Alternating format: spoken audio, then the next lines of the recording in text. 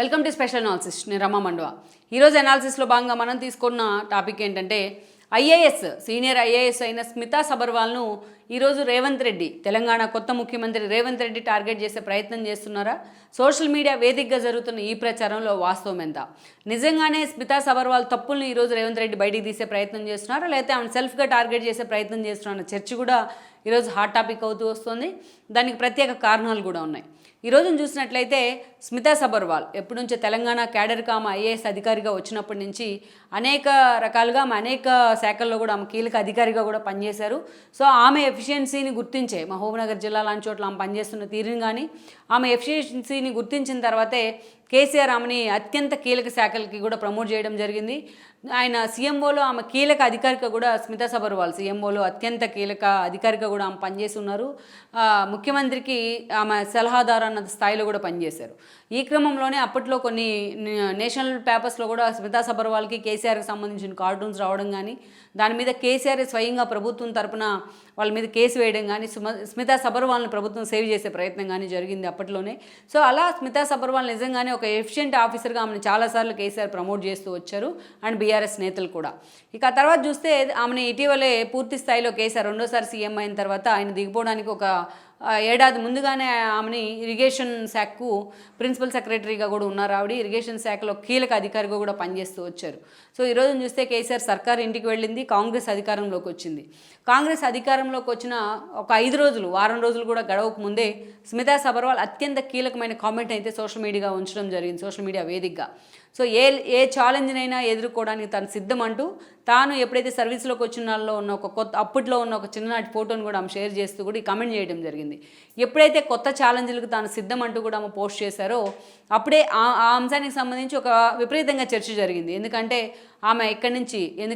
అటు BRS నేతలతోని కేసీఆర్తోనూ close association ఉంది కాబట్టి స్మితా సబర్వాల్ ఈ రోజున తెలంగాణను వదిలేసి కేంద్రానికి వెళ్ళబోతున్నారు. సో ఆమె ఈ దిశగా ఆమె ఇప్పటికే కొన్ని అప్లికేషన్ కూడా పెట్టుకున్నారని చర్చ జరిగింది. కేంద్రం నుంచి అయితే హోంశాఖ నుంచి క్లియరెన్స్ కూడా వచ్చిందని లీకులు వచ్చాయి.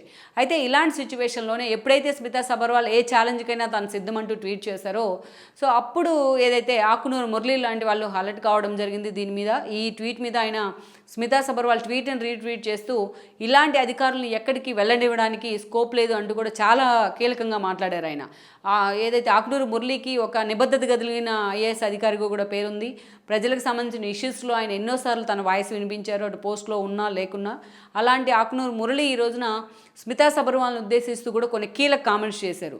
అసలు ఒకవైపు మేడిగడ్డ దగ్గర నుంచి కాళేశ్వరం దాకా, మరోవైపు మిషన్ భగీరథ దాకా కేసీఆర్ సర్కారు అవలంబించిన విధానాల మీద, వాళ్ళ కాంట్రాక్టులు కట్టబెట్టిన తీరు మీద, వ్యక్తిగత విషయాల మీద కూడా అనేక విమర్శలు వస్తూ ఉన్నాయి. మేడిగడ్డ కుంగుబాటు కానీ, కాళేశ్వరంలో బాహుబలి పంప్ హౌస్లు మునిగిన తర్వాత కానీ. ఒక మాటలో చెప్పాలంటే ఈరోజు కేసీఆర్ ఓటమి కూడా అదొక ప్రధాన కారణం. ఇప్పుడు రేవంత్ రెడ్డి సీఎం అయిన తర్వాత వాటన్నిటిని తిరిగి ఆయన రీబోక్ చేయబోతున్నారు. ఏదైతే టెండర్ల ప్రక్రియను కూడా మరోసారి పర్ష్యూ చేయబోతున్నారని చర్చ జరుగుతోంది. అవసరమైతే దీనిలో సిబిఐ ఎంక్వైరీని కూడా ఇన్వాల్వ్ చేయాలని కూడా రేవంత్ రెడ్డి సర్కారు భావిస్తోందని చర్చ జరుగుతోంది. ఆయన ఇలాంటి సమయంలో స్మితా సబర్వాల్ కొత్త ఛాలెంజ్కి తెరదీస్తున్నారు అన్నట్టుగా ఆమె మాట్లాడిన విధానం మాత్రం ఆకునూరు మురళి తప్పుపట్టారు. ఇలాంటి సమయంలో నీటిపారుదల శాఖ కీలక ముఖ్య కార్యదర్శిగా ఉండి ఆమె ఎలా ఈ రోజున కేంద్రానికి వెళ్తారు, ఆమెను అసలు వెళ్ళనివ్వకూడదు, రేపటి ఎంక్వైరీలో ఆమెను కూడా భాగస్వామ్యం చేయాలి అన్న విధంగా ఆకునూరు మురళి ఒక పోస్ట్ని అయితే చేస్తున్నారు.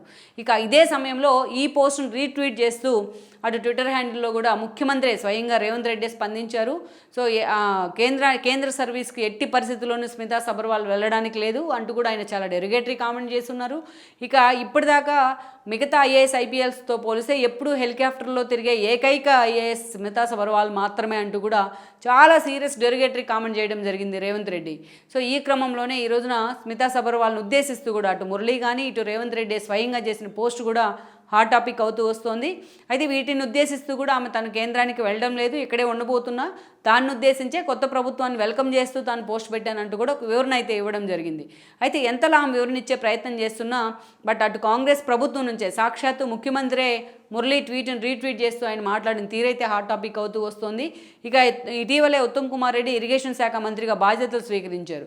ఆయన ఇరిగేషన్ ప్రాజెక్ట్స్ పనితీరుకు సంబంధించి రివ్యూ మీటింగ్ పెట్టినా ఆ మీటింగ్ కూడా ఈరోజు స్మితా సబర్వాల్ అటెండ్ కాలేదు. ఇది కూడా ఒక కీలక అంశంగా అండ్ రేవంత్ రెడ్డి అనుకో చాలా సీరియస్గా తీసుకున్నారు ఈ అంశాన్ని అని కూడా చెప్తున్నారు. అందుకే స్మితా సబర్వాల్ కేంద్రానికి వెళ్తా అన్నా స్పెషల్గా దాన్ని వీళ్ళే ఇన్వాల్వ్ అయ్యి మరి దాన్ని అడ్డుకునే ప్రయత్నం చేసి ఆ మీద పూర్తి స్థాయిలో ఈ రోజున ఇరిగేషన్ ప్రాజెక్ట్స్ మీద ఎంక్వైరీ చేసినట్లయితే స్మితా సబర్వాల్ని కూడా దాంట్లో ఇన్వాల్వ్ చేయబోతున్నారని చర్చ అయితే ఉంది. మొత్తానికి ఈరోజు సోషల్ మీడియా వేదికగా స్మితా సబర్వాల్ను ఉద్దేశిస్తూ అటు ఆకునూరు మురళి కానీ ఇటు అదేవిధంగా రేవంత్ రెడ్డి కానీ స్పందించిన తీరైతే చాలా సీరియస్గా తెలంగాణ రాజకీయాల్లో హాట్ టాపిక్ అవుతుంది. లెట్స్ సీ అసలు ఈ ఎపిసోడ్ ఏ మలుపు తిరగబోతుంది అనేది కూడా మనం చూడాల్సి ఉంది. ఈ వీడియో మీకు నచ్చినట్లయితే please share, like and subscribe R24 Telugu.